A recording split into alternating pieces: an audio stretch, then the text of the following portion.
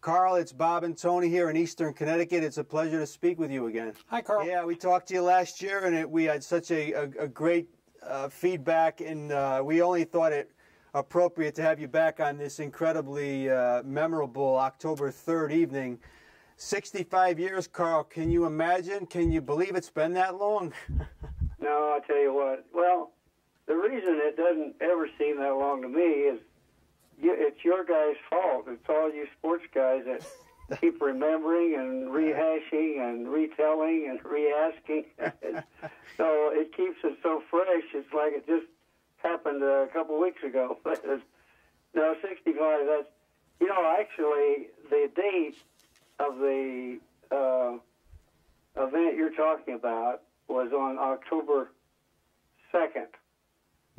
And the reason I know that date so vividly is because 10 years, I set the record for 14 strikeouts on October 2nd, 1953.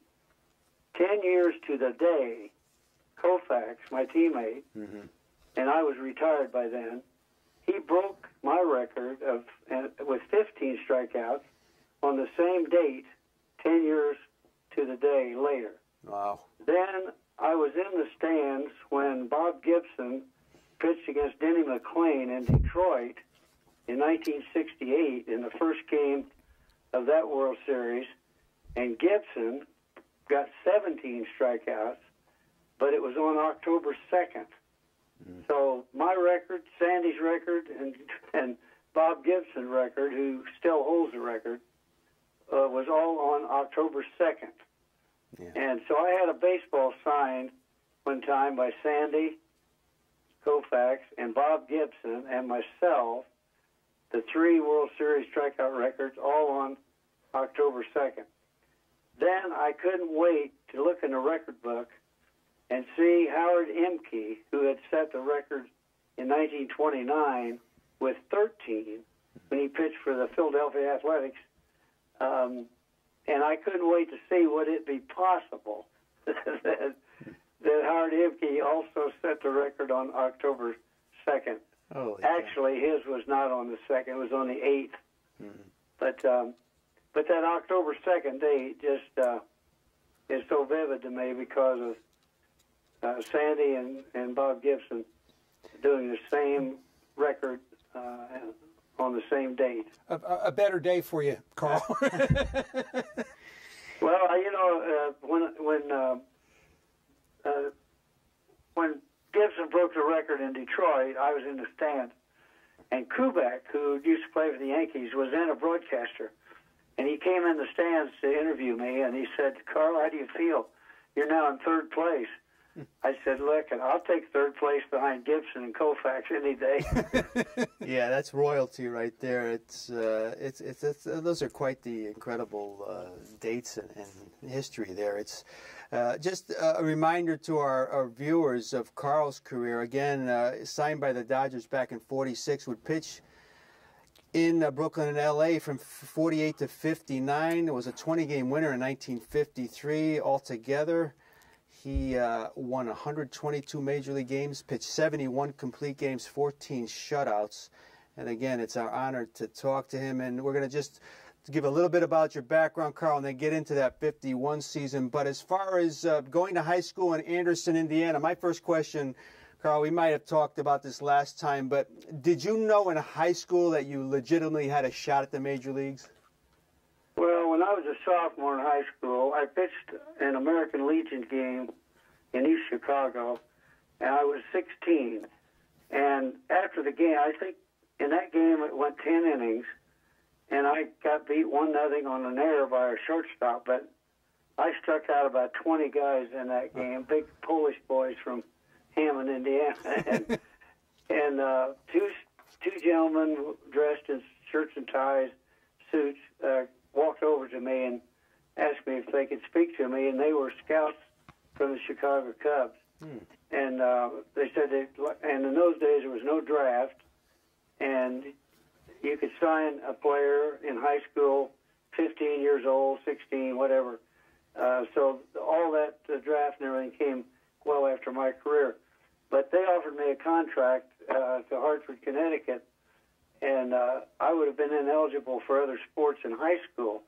And I just finished my sophomore year, so I didn't want to be ineligible for basketball in Indiana. Come on, I was playing guard on the Anderson Indians, and I'll tell you, if you ever made the Anderson Indians in the basketball in Indiana or in Anderson, Indiana, where I lived, that was a high calling to be a member of the Anderson Indians basketball team. So I didn't want to be ineligible, so I did not sign. Besides that, you had to be 21 in those days to sign a contract.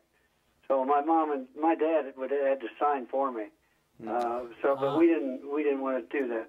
So I went ahead and finished high school. So my next 2 years, junior and senior year, the scouts would come and watch our high school games or the Legion games. And the Dodgers had a scout out of Indianapolis that followed us very, very often. He was at all the games. And when I graduated from high school, they sent me to Brooklyn, sent me there to work out with the Dodgers for a week. And they took me out every night in New York and showed me around. I was 18 years old. But I got drafted into the Navy right at the same time, so I couldn't sign. So I went in the Navy. During my early years in the Navy, they dropped the bombs in Japan. And instead of going out on a carrier that I was assigned to, my orders changed, and I went to the Boston Navy Yard and spent my year and a half or so in the Navy until I could get out. And then I signed in '46, as you mentioned. Went to the minor leagues, played 2 years in the minor leagues with a winter season in Cuba. And then they called me to the Dodgers in '48. So I leapfrogged 200 pitchers in the Dodger chain that time. They had 26 farm teams, about almost 200 pitchers in the system. Mr. Rickey, I don't know, he liked the way I learned quickly, and he just leapfrogged me right over all those pitchers. That's terrific. And again, Carl would be a Dodger through the '59 season, only one team in his entire career. As we talk to Carl, we have various pictures of him on the TV screen throughout his career. Tony, question. And Carl, it's wonderful to have you here. Thank you again so much. I hate to bring up the October 3rd day, which of course is not as friendly to use. The October 2nd day is well. Now let me back up and tell you how I misread that. When I got your invitation, everybody had been pointing me to remember the record, 14 strikeout record, and I said you guys are talking about the 3rd. See, it never dawned on me. You were really talking about the '51 season, which I've been trying my best to forget. It's all good for us. It's historic, right? It's all good for us. and what was your day like? And I mean, I think I read at one time you were warming up with Ralph Branca. Correct. Yeah, I was. And can you describe that sequence? Yeah. Well, Charlie Dresden was our manager, and DeRocher was managing the Giants. And we had a 13.5-game lead in August, but the Giants were winning almost every day, and they did. They put together such a streak, it was unreal. And they caught us and tied on the last day of the season. Then in the National League in those days, if you tied, they had a 2-out-of-3 playoff. The American League had a sudden death, one-game playoff for ties, but the American League the National League had a 2-out-of-3. So they flipped the coin, and Dresden took he won the toss, so he got to elect to play the first game at home, and if 2 more were needed, would be away. Or he could have played the first game away and had the final 2 games at home. But he elected to take the first game at home, and we got beat by the Giants the first game 3-1, I think, as I remember. Now, So we go to Polo Grounds for the second game of the playoffs, and I rode on the bus with Clem Labine. We were together, and Dressen told us, I don't know which one of you I'm going to start today. And we didn't know that till we got to the ballpark. And so I don't know whatever tipped the scales, but he picked Labine, which meant that I was going to be the best rested after that. Mm-hmm. But Labine picks a gem. He pitched a 10-0 shutout, and we won Game 2. That took us to the final sudden death playoff game, which was Don Newcomb, our big right-hander, was going to start. Now, we had pitched down the stretch with little rest, trying to stem the tide of the Giants. So Preacher Rowe and Newcomb, Brank and I would pitch with 2 days rest or whatever to try to stem the tide. But here we are with the final game. Newcomb is the starter. And Big Don pitched 8 strong innings. And we're leading, I think we're leading 4-2 going into the ninth inning. Nuke had to be tired because he'd been pitching with short rest too. So he got in trouble in the ninth inning, bottom of the ninth, and there were 2 men on, and score was 4-2. And they called a bullpen. I was throwing alongside Branca, who had just pitched the 1 day earlier. He'd had 1 day's rest. And I was throwing with Ralph. Clyde Sukaforth was our coach in the bullpen. And the phone rings. So I couldn't hear Dressen asking the question, but I could tell from Suki's answer, Dressen must have said, "Are they ready?" And Suki said, "They're both ready." Then he must have said, "Who's throwing the best?" And Sukaforth said, "Well, they're both throwing fine, except Erskine has been bouncing his curveball." Mm-hmm.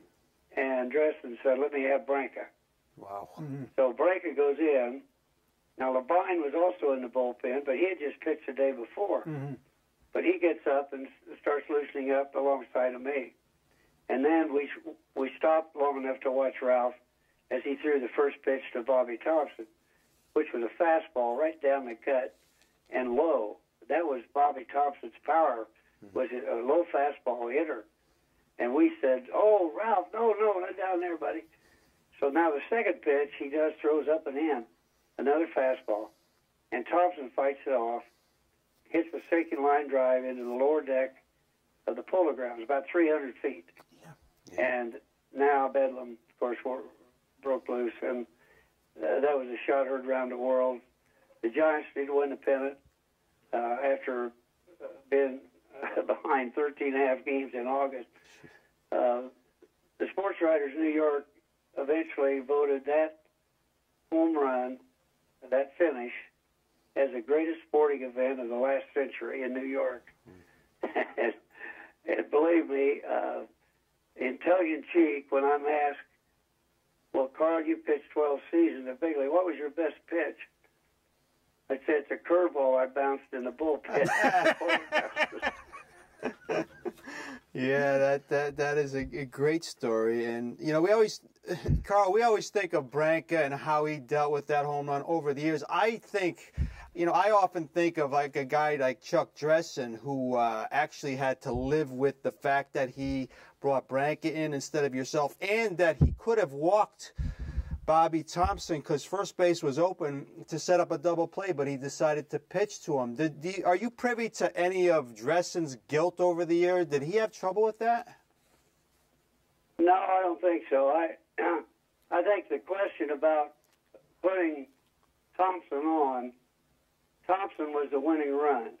You hardly ever see that done. True. Mm-hmm. Plus, Willie Mays was the next hitter. I don't think Dressen even entertained the idea of deliberately walking Thompson. Yeah. That would have been an option. But believe me, I think everybody would have said, "Has this guy lost his marbles or what? Why? You mean you're going to walk Thompson to pitch to Mays? Yeah, that's and true. put the winning run on base? No, I don't think so. That would have been worse guilt. And you know, I also think, Carl, of the first two playoff games. Jim Hearn, a complete game 5-hitter, and as you mentioned, Labine, a complete game shutout. And the lack of what we call now pitch counts. You wonder what these guys were throwing at the time, correct? Well, we didn't have the pitch count. Here's an interesting sidelight that it seems to be overlooked completely by writers, broadcasters, until about early 50s, 53 or so. There were no pitching coaches who were former pitchers. The pitching coaches on major league teams were catchers. And nobody even notices that phenomenon took place. I had 4 pitching coaches in my 12 seasons in the big leagues, in the minor leagues. The 14 years I was in pro baseball, I had 4 pitching coaches. They were all catchers. And the old theory, the old macho theory was, I think that pitchers, they're not real ball players. They don't know how to slide. They can't hit. And we got to have them. But the catcher, he's a smart guy. He's the field general. He can see the pitches. He knows what the guy's throwing. So they made the catchers pitching coaches. But what was lacking in that scenario was you couldn't get any technical help from a catcher on what happens on the mound, on overstriding or all the faults that can take place. So what did we do as young pitchers? We talked to the older pitchers. Yeah. And Hugh Casey was the older pitcher when I came up from the minors, and I depended on Hugh Casey and later Preacher Rowe, 2 really experienced, outstanding pitchers. And so the catcher, who was our pitching coach, couldn't help us except he could tell the manager, he's got lousy stuff today, Skip. You better get somebody ready early in the bullpen. But have you ever considered that has been a major change in baseball? Since the pitching coaches have become pitchers. Well, since the pitching coaches have become pitchers, look at the changes that have happened. They get 5 days between starts now. Yeah. We had 4, sometimes less. They have a pitch count. They don't want you to throw over 100 so pitches, and that didn't exist in our day. Pitching coaches now can actually tweak and refine techniques. In fact, one of the first things that the pitching coach influence did was Jim Turner was a pitching coach for the Yankees, maybe one of the first former pitchers to be a pitching coach in 1952, 3, 4, 5, right in there. And they traded, they got the 2 pitchers from Baltimore, Bob Turley and Don Larson. Both hard-throwing, wild, but ineffective pitchers. They had great stuff. Do you know what Jim Turner did? He's the one responsible, a pitching coach, for taking the windup out of the delivery and pitching not from the stretch always, but the short pump. Yeah. Just a stride delivery and no big windup, no extra movements. And he made good pitchers out of both Turley and Larson. Of course, Larson pitched the perfect game. Well, that was an influence that had never been in baseball for a pitching coach to actually be able to instruct the pitcher from a pitching coach experience who had been a pitcher. Nobody talks about that. That was one of the major changes in baseball in my whole memory. And that's why there's such a different handling of pitching staffs. That's why you got a middleman, now you got a closer. You get a quality start at 6 or 7 innings. That's all because of the influence of coaches who had been former pitchers handling the pitching staff. That's a great point, Carl. Really, yeah. Because, and ironically, during that Clem Labine victory, Rube Walker, Tony, he had a great game. Him and Jackie Robinson had 6 of the 13 hits that day. But Rube Walker, you and I grew up watching him as the pitching coach of the Mets. And, of course, at that point, Carl, the Met pitchers, you know, would go 7, 8 innings, and it was nothing like it is today. So that's a great point. Tony, question? And, Carl, you know, as far as what was actually taking place in the Polo Grounds, we've heard stories. We know Ralph Branca has said for years there was sign stealing happening. Some of that, I guess, has been corroborated. I guess, what did you know about that? And did you guys know that that was happening when you were playing? Well, let me tell you, we always said that the center field clubhouses in the Polo Grounds, the Dodgers on one side of the stairway, the Giants on the other, and there was a window on the Giants side. It was always up about 6 inches, and it was dark behind the window, but it was straight away center field. So we always said, you know, those dirty guys, they're probably cheating. But we never asked the umpire to check it. It was never, same way in Wrigley Field, Chicago. The scoreboard was straight away center field. In the old days, they used to manually drop the score into the inning that was just finished, and so they could see straight away with binoculars or whatever. You could read the catcher's signs. So a couple ballparks, but we always suspicioned, but nobody ever checked it. Then, 50 years after the fact, Josh Prager is a writer for the Wall Street Journal.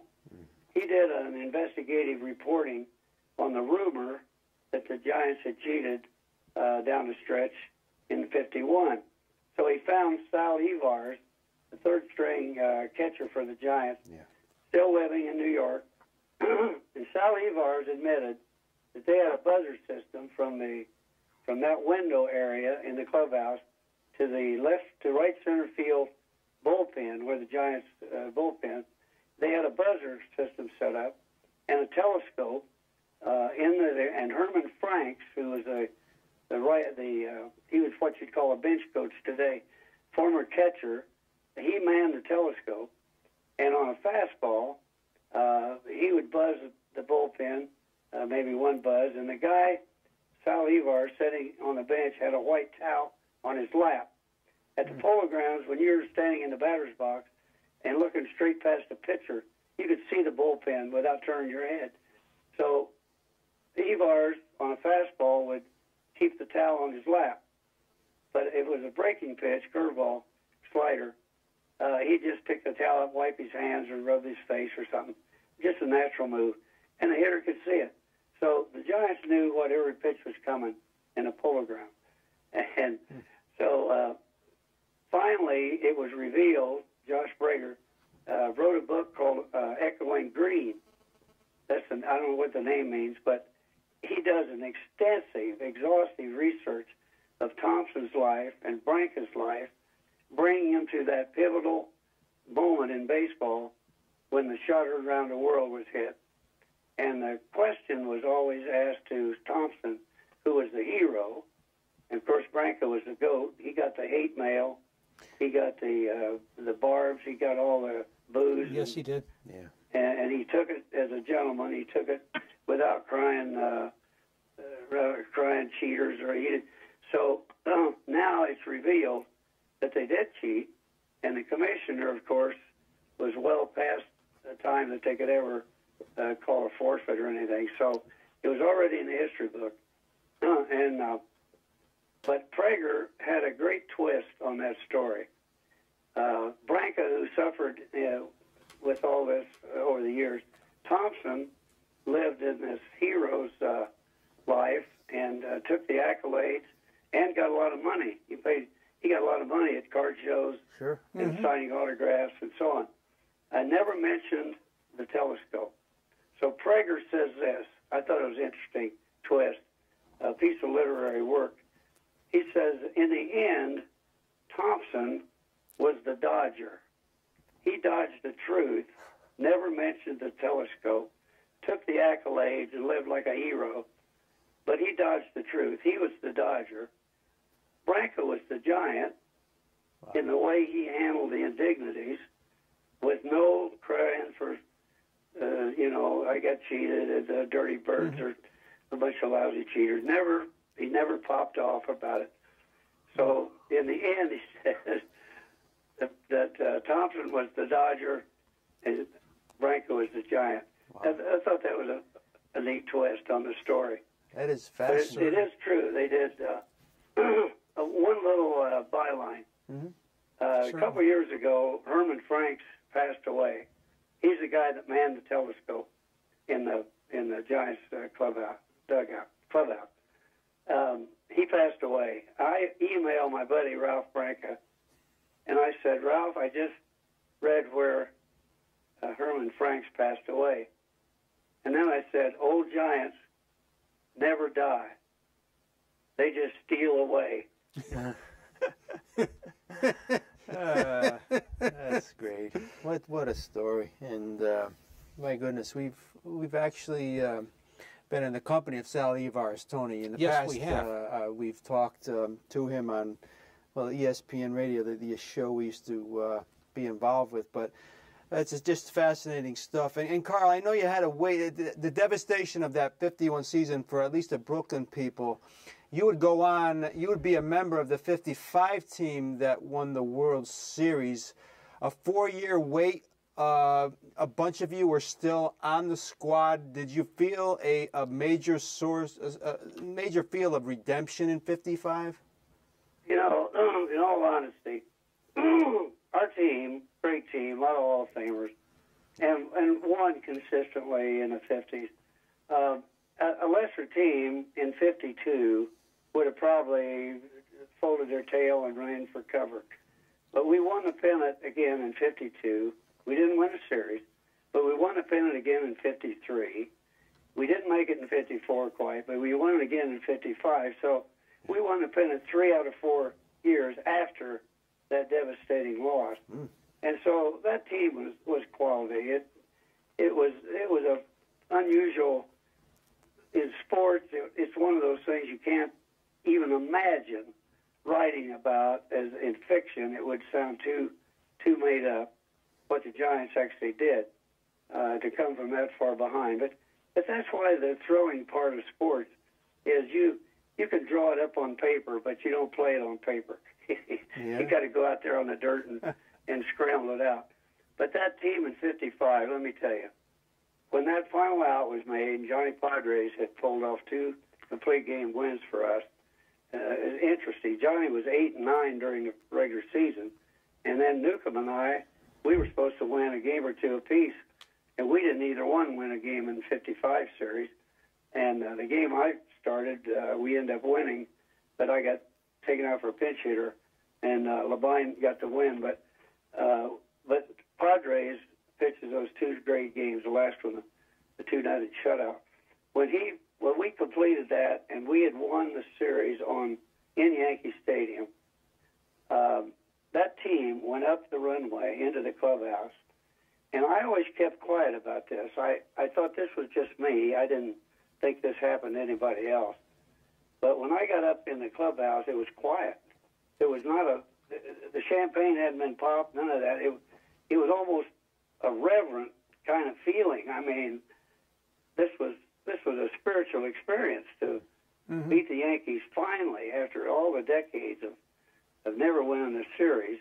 And our fans, they deserved this. And I looked at Pee Wee. He had tears in his eyes. Gil Hodges had tears in his eyes. Jackie was very somber. I was very choked up myself. Now, years passed, and Roger Craig was a rookie on that team. In fact, he won one of the games. But Roger Craig told somebody very recently, and I never knew anybody else had that since. He said, I looked at this team, and he said, you know what? These great players, these Hall of Famers, had tears in their eyes before the champagne started to pop. And that's a true story. There was a moment or two there that, I mean, it was, you thought you're in church or something. I mean, it was a reverent feeling to finally own the World Series after all those many years. And then finally, of course, the champagne popped, and it was a big celebration. And nobody went to bed in Brooklyn that night. I know that. And, we partied at the Mossad Hotel all night long, and to be a world champion. The disappointing thing after that was we won the pennant again in '56. We should have repeated. We should have been the defending champions and could have won it back-to-back. Well, that didn't happen. But that 155 season, I don't say it made up for everything in the past, but the players themselves were actually so distraught about the fans in '51 that we just had to have a way to find a way to get that one World Series win. And then, of course, we had no idea we were going to be leaving Brooklyn a couple of years later. But, well, that was satisfying, and it still is. And that World Series ring, I can't believe the value of that one single World Series ring. If anybody wanted to sell it, I've been offered $50,000, $60,000 for mine, and I'm passing it to my oldest son when I leave. But that ring represents so much more than one win in a World Series. It really brought the borough of Brooklyn up to the status that it deserved to have, and not be a second-class borough in New York. With the Giants there and the Yankees there, Brooklyn was always kind of the orphan borough. But now respectability was owned by the Dodgers. It's just a major, wonderful story of perseverance, and for certain, probably a good way to end our time with you, Carl. I mean, our time is just about up. We can't thank you enough. That time We're just so grateful. flew by Thank you. On this memorable evening. Whether it be good or bad, it's you are part of history, and it's You're a treasure, always a Carl. pleasure to speak with you, Carl. And we hope to do it again down the road. And you're always welcome. And we learn so much talking to you Every time we listen. And we wish the best to you and your family out in the Midwest. Well, you know, I got a birthday in December. I could say it, but I don't believe it. 9-0. That's what we were thinking. But Frank has just turned 90. Wow. Earlier in the year. Newcomb's turned 90. My roommate, Duke Snyder, who's not with us anymore, he would be 90 in September of this year. There were about 6 of us on the team, all born in 1926. And so we're all of us with the 26 are turning 90 this year. Well, we're gonna be the first to wish you an early happy birthday. We'll definitely be in touch with you, Carl. And again, stay well, and we'll definitely talk again. Thanks so much for sharing. Oh, well, you do me honor. I appreciate it. Anytime, Carl. Good night. Bye-bye. Take care. Good night. Bye-bye. That was legendary pitcher Carl Erskine, Tony, and my goodness, we learned so much more. I just think it would be almost sacrilegious to go to the bus right now and just, we should really, just some of the things he talked about, which I'm so happy we got, aired and recorded. Yeah, the story about, well, I mean, we can go right down. It's a lot of stuff that we just did not cover the last time. I think because of we were concentrating on that 51 playoff team out there. I never realized that with the pitching coaches, and that's something entirely lost to history. Never occurred to me either. We just assumed that catchers became pitching coaches because, well, obviously they're right there and they know the pitches and they know.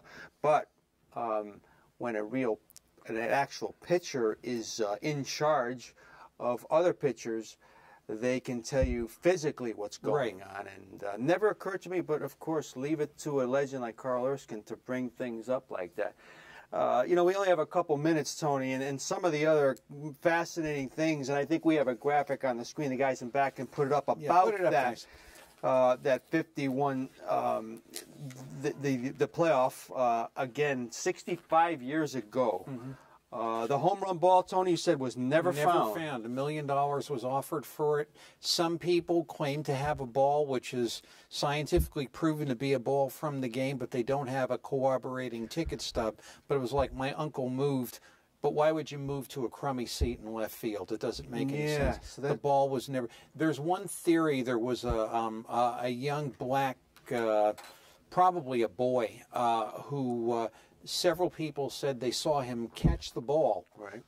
He was cheering on Monty Irvin the whole game, and when he caught the ball, he ran out of the park, up the stairs, and never to be seen again. Nobody knows. Nobody knows Could what be in a happened to sewer somewhere, Tony. A dog could have it. We never knew. Yeah. Back then, of course, memorabilia. Yeah, and Bobby Thompson, when he got to the park for the World Series, a kid approached him and says, "Mr. Thompson, I got the ball." He says, "Great, come on in, I'll buy it for you." But as the kid was walking in, the trainer called him over to a table with 20 balls on it and said, "Bobby, each one of these is claimed to be the ball." Oh, okay. So, yeah, get in line, right? Yeah. And there, look at that graphic we have. It's just some great stuff. And, of course, 34,000 people were at that game, Tony. Yeah, in a park that held 55. That's amazing. Yeah. Again, Well, you know, it was a work day, and it was tough to get out of work, I guess, in a those bit days. different. And, of course, some of the famous people there. We had Jackie Gleason, Sinatra, Hoover.